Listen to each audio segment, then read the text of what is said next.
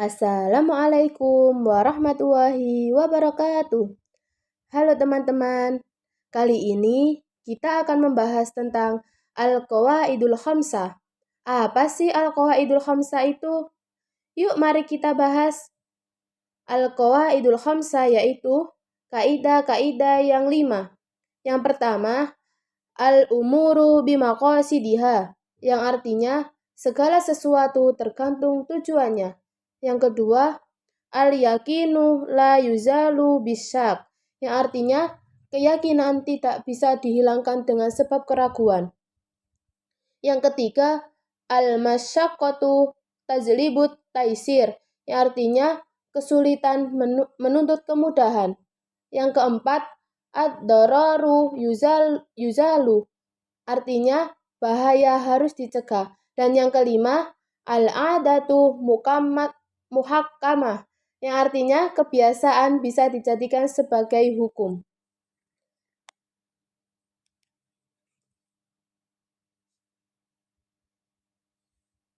Selanjutnya, kita akan membahas satu persatu. Yang pertama, al-umuru bimaqasidiha, segala sesuatu tergantung tujuannya. Dasar hukum kaidah ini adalah innamal a'malu binniyat, sahnya perbuatan tergantung pada niatnya. Dalam penjelasan hadis innamal a'malu binniyat ini diriwayatkan dari orang-orang yang dipercaya, seperti Umar bin Khattab dan Ali bin Abi Thalib. Sahnya perbuatan tergantung pada niatnya. Perbuatan yang dimaksud adalah segala bentuk aktivitas baik berupa ucapan maupun gerakan tubuh kita. Imam Ahmad bin Hambal, Imam Abu Dawud, dan lainnya sepakat bahwa hadis tentang niat tersebut merupakan sepertiga ilmu. Imam Al-Baihaqi mengilustrasikan hadis tersebut bahwa perbuatan manusia tidak lepas dari 3 hal, yaitu hati, lisan, dan anggota badan. Ulama membahas niat dari 7 bagiannya, yaitu hakikat, hukum, tempat, waktu, tata cara, syarat, dan tujuan niat. Maksud niat adalah untuk membedakan ibadah dari adat yang serupa dengannya. Begitu juga fungsi niat untuk membedakan antara satu bentuk ibadah dengan ibadah lainnya. Secara garis besar, maksud dan tujuan niat ada 2. Yang pertama, untuk membedakan antara ibadah dan adat. Contohnya, yaitu wudhu dan mandi jinabat. Karena dalam ibadah tersebut terdapat aktivitas yang sama dengan kebiasaan, seperti membersihkan badan dan mencari kesegaran. Maka niat disyariatkan untuk membedakan keduanya. Selanjutnya ada puasa. Karena dalam ibadah tersebut terdapat aktivitas sama dengan orang yang tidak makan dan minum. Karena tidak memiliki makanan atau minuman, tidak selera, sedang sakit, maka niat disyariatkannya untuk membedakan keduanya. Untuk yang kedua, terdapat fungsi untuk membedakan tingkat ibadah wajib atau sunnah. Menurut Imam An-Nawawi dalam Al-Majmu' Syarh Al-Muhadzab dalam hadis Nabi SAW yang wa innama likulli imri'in ma nawa. Setiap orang pasti memiliki niat dengan apa yang dilakukannya. Yang ketiga, Syekh Abu Ishaq Asy-Syairazi dalam kitab Al-Muhadzab memberi batasan setiap perkara yang membutuhkan niat fardu. Membutuhkan penentuan menyebutkan ta'yin kecuali tayamum untuk ibadah fardu. Dalam tayamum tidak disyaratkan niat fardu tayamum. Bahkan tidak sah apabila disyariatkan niat fardu tanpa ada lafadz al-istibahah atau mencari kebolehan melakukan suatu ibadah. Yang keempat, suatu ibadah ditentukan, sementara niat menentukan tidak disyaratkan secara terperinci. Hal ini disebutkan ada 3 macam. Penyebutan ibadah tidak disyaratkan terperinci seperti kita menentukan tempat sholat dan menentukan nama makmum. Yang kedua yaitu perkara yang penentuannya disyaratkan. Maka kesalahan penyebutannya membatalkan ibadah, seperti orang niat puasa sementara yang dilakukan adalah sholat. Yang ketiga yaitu perkara yang wajib disebutkan secara umum dan tidak wajib disebutkan secara terperinci. Apabila disebutkan secara rinci dan terjadi kesalahan penyebutannya, maka menyebabkan batal, seperti niat makmum pada Ali, ternyata imamnya adalah Rahmat. Yang kelima adalah fungsi niat. Disyariatkan menyebutkan fardu dalam niat. Terkait penyebutan adak dan qadha dalam sholat ada beberapa perbedaan. Di antaranya dibagi menjadi 4. Yang pertama disyaratkan penyebutan adak dan qadha. Yang kedua disyariatkan penyebutan niat qadha dan tidak menyebutkan niat adak. Yang ketiga disyariatkan penyebutan adat apabila memiliki tanggungan sholat qadha. Pendapat ini didukung oleh Imam Al-Mawardi. Yang keempat, tidak disyaratkan penyebutan adak atau qadha. Baik, untuk teman-teman kita akan membahas bab Al-Qawaidul Khamsah yang kedua ya, yaitu al-yakinu la yuzalu bisyak, yang artinya keyakinan tidak bisa dihalangi dengan sebab. Dalam hukum kaidah ini adalah inna syaitana layati ahadakum wa huwa fi sholatihi fayaqulu lahu ahdatha fala yang sorif hatta yasma'a sautan au yajida rihan. Sesungguhnya setan akan mendatangi salah satu di antara kalian dalam keadaan sholat. Kemudian setan itu berkata pada seseorang di antara kalian, kamu telah berhadas, maka janganlah meninggalkan sholat sampai mendengar suara atau menemukan bau. Keraguan yang baru datang pada suatu keyakinan yang disebabkan oleh suatu hal yang bersifat eksternal tidak dapat menghilangkan keyakinan tersebut. Maksudnya, keyakinan di sini adalah ketenangan dalam hati, menetapi hakikat dari suatu, sementara keraguan yaitu bimbang antara dua hal atau lebih, baiknya sejajar atau ada yang lebih unggul. Penjelasan dari hadis di atas terdapat beberapa kaidah. Yang pertama yaitu kaidah bakok makana ala makan, yang artinya keadaan yang akan menetapi keadaan sebelumnya. Maknanya hukum yang berlaku sebelumnya tetap berlaku sebelum datangnya hukum yang baru. Seperti contoh yaitu orang yang meyakini dirinya suci atau dirinya mempunyai wudhu, lalu ragu apakah berhadas atau semisal dianya kentut atau tidak, maka dihukumi suci. Kaidah yang kedua yaitu bara'ah az-zimmah, artinya bebas dari menanggung hak-hak orang lain ketika hak-hak tersebut tidak menjadi tanggungan seseorang. Berdasarkan kaidah ini, satu orang saksi saja tidak bisa menjadi dasar penetapan seseorang. Harus menanggung hak-hak orang lain selama tidak ada bukti pendukung lain atau sumpah dari pihak penuntut. Yang ketiga yaitu kaidah man syakka hal fa'ala syai'i am la fa'al annahu lam ya'ul, yang artinya orang yang ragu apakah telah melakukan sesuatu atau belum, maka hukum asalnya adalah sungguh ia belum melakukannya. Contohnya seperti orang yang ragu apakah telah meninggalkan atau melakukan kunut, maka dianjurkan melakukan sujud sahwi.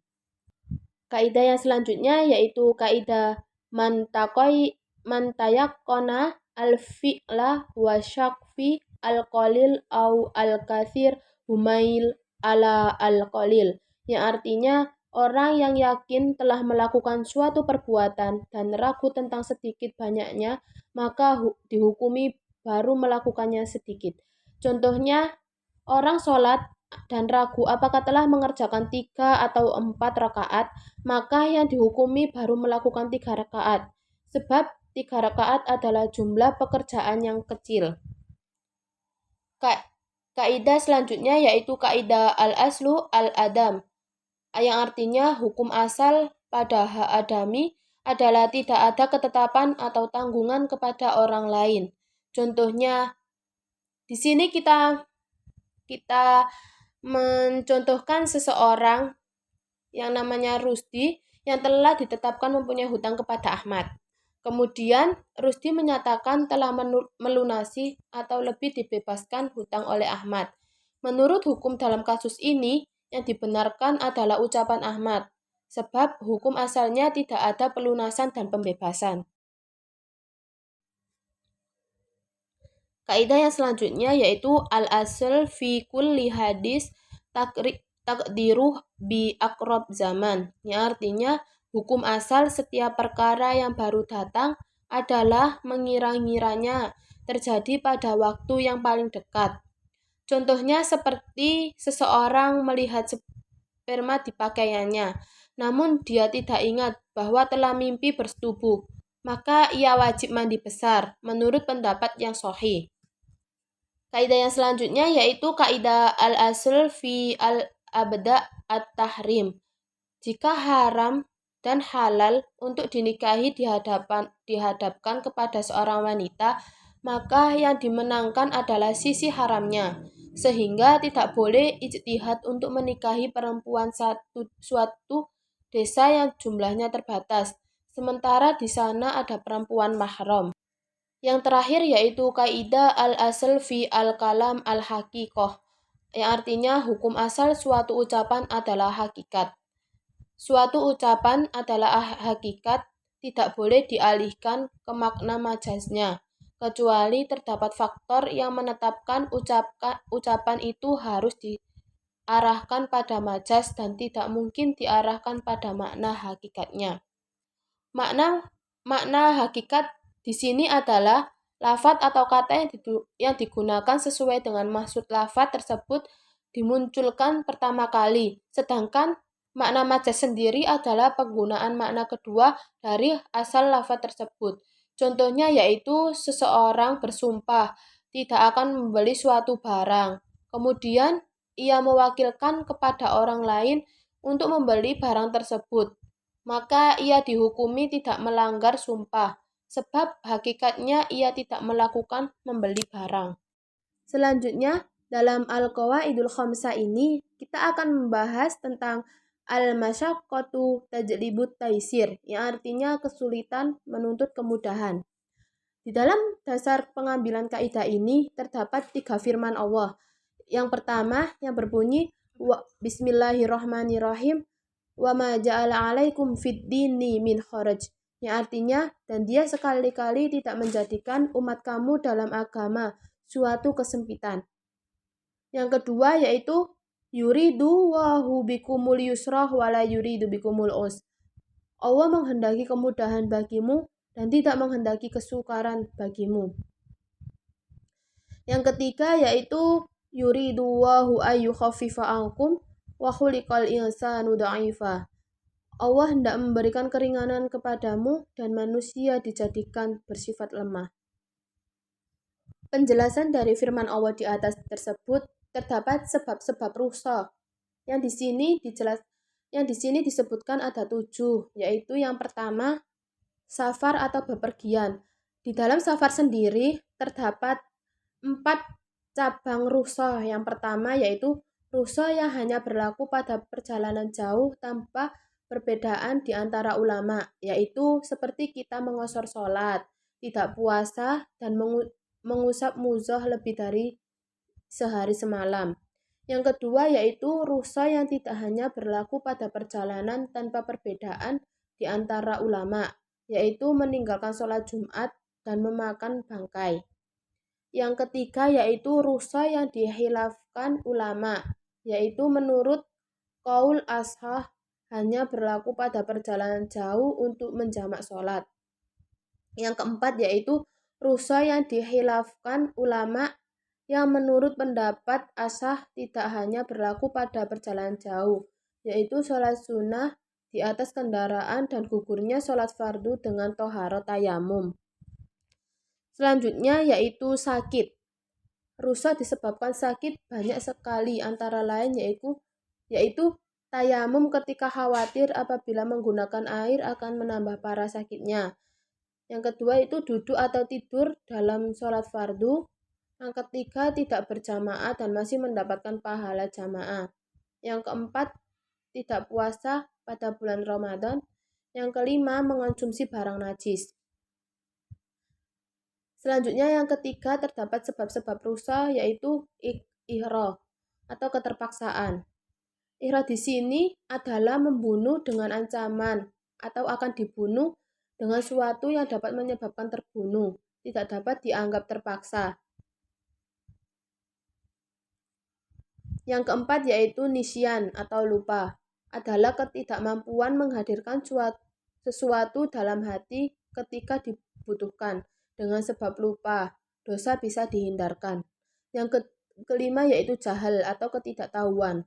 Orang yang tidak mengerti hukum syar'i karena keterbatasan akal, contohnya berbicara pada sholat, maka tidak dihukumi batal.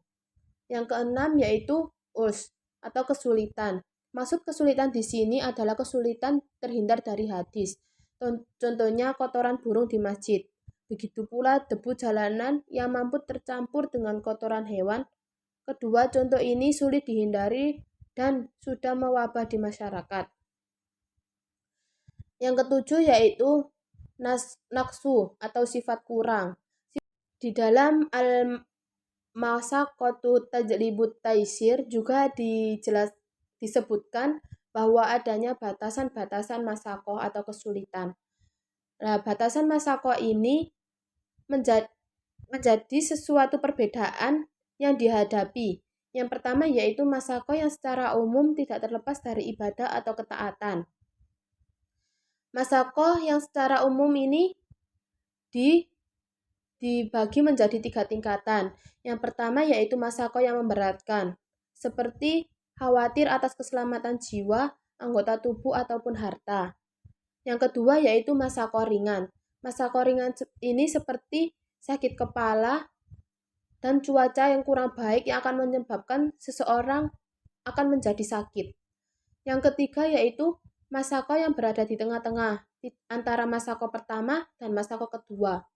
Masakoh yang berada tersebut tinggal lebih dekat yang mana antara masakoh yang pertama atau masakoh yang kedua. Di sini juga dijelaskan terdapat macam-macam tahfif, ada 6. Yang pertama yaitu tahfif isqat. Tahfif isqat ini yaitu keringanan yang bersifat menggugurkan kewajiban. Seperti kewajiban haji bisa gugur apabila ada kekhawatiran atau keselamatan jiwa maupun harta.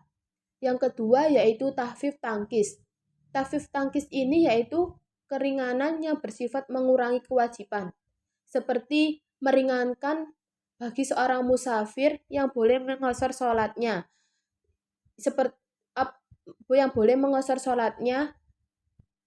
yang 4 rakaat menjadi 2 rakaat. Yang ketiga yaitu tahfif ibdal.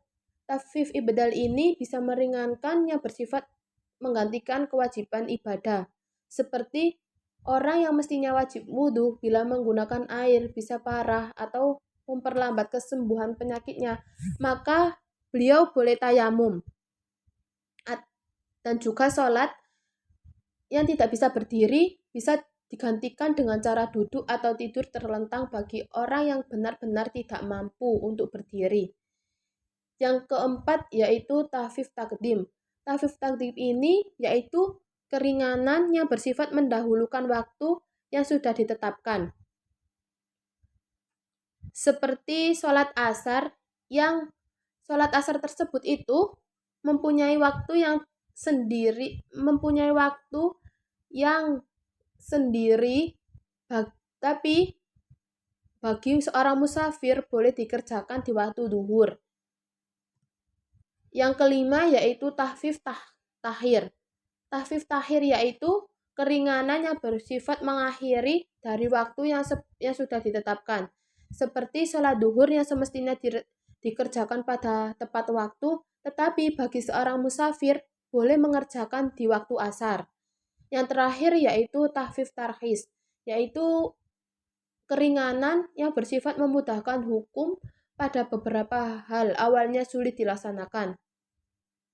Seperti kebolehan memakai bangkai dalam kondisi terdesak, kebolehan berobat dengan najis bila tidak ada obat lain. Macam-macam rukhsah di sini terdapat ada 5. Yang pertama yaitu wajib, seperti memakan bangkai bagi orang yang terdesak. Bila tidak memakannya, ada dugaan kuat akan mati. Yang kedua yaitu sunnah, seperti kita dapat mengosor sholat bila jarak perjalanan mencapai 3 marhala dan berbuka bagi musafir. Dalam hal ini, sebagian ulama menambah syarat perjalanannya menjadi 3 marhala. Yang ketiga yaitu mubah, seperti akad salam yang boleh dilakukan akad meskipun barangnya belum ada. Hukumnya ini mubah, memandang hukum asalnya dan bisa berubah menjadi sunnah dan wajib sesuai kondisinya. Yang keempat yaitu khilaf al-aula, seperti jamak sholat. Hukum khilaf al-aula ini bisa menjadi afdol bila terjadi pada orang yang membenci rukhsah jamak. Yang kelima yaitu makruh, seperti qashar sholat apabila jarak perjalanannya tidak mencapai 3 marhala. Al-qawaidul khamsah yang keempat yaitu ad-dararu yuzalu, yaitu bahaya, yang artinya bahaya harus dicegah. Dasar pengambilan kaidah ini adalah hadis Nabi Shallallahu Alaihi Wasallam, la dororo wala diroro. Tidak boleh melakukan perbuatan yang membahayakan diri sendiri dan membahayakan orang lain. Di dalam hadis ini mengisyaratkan bahwa sesungguhnya Islam melarang tindakan membahayakan diri sendiri terkait jiwa atau harta, ataupun membahayakan orang lain. Begitu pula tidak boleh melakukan tindakan yang membahayakan orang lain meskipun sebagai pembalasan kepada orang lain yang membahayakan atau merugikan diri kita sendiri. Dalam penjelasan ini terdapat kaidah ad-darurat tubi'ah al-madurat dan kaidah ma'ubi li ad-darurah yuqaddar bi qadriha. Di sini dibagi menjadi dua, yaitu kondisi darurat membolehkan keharamannya. Kaidah ini berlaku dengan syarat ada darurat yang tingkatnya tidak kurang dari keharamannya, seperti membolehkan seseorang untuk memakan bangkai orang yang benar-benar terdesak, yang bila tidak memakannya akan mati. Yang kedua yaitu perkara yang dibolehkan karena darurat, dibatasi sesuai kadar kedaruratannya. Seperti orang yang sedang dalam kondisi darurat boleh makan bangkai, tidak boleh melebihi kebutuhannya untuk menyelamatkan nyawanya. Selanjutnya yaitu ada level kondisi. Pada pembahasan kaidah ini ada 5, yaitu yang pertama yaitu darurat. Darurat adalah kondisi yang apabila tidak melakukan keharamannya akan menyebabkan kematian atau mendekati kematian. Seperti orang yang kelaparan yang hanya menemukan bangkai, apabila tidak memakannya maka akan mati.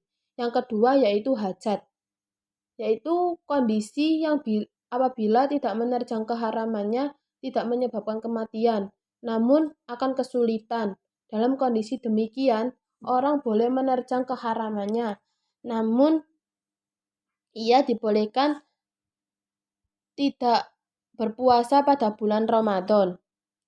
Seperti orang yang kelaparan apabila tidak makan, tidak sampai menyebabkan kematian, namun akan mengalami kesulitan dan penderitaan akibat kelaparan. Yang ketiga yaitu manfaat. Manfaat di sini yaitu kondisi yang diinginkan seseorang berawal dari keinginan hati untuk menikmati, seperti seseorang ingin menikmati bubur, maka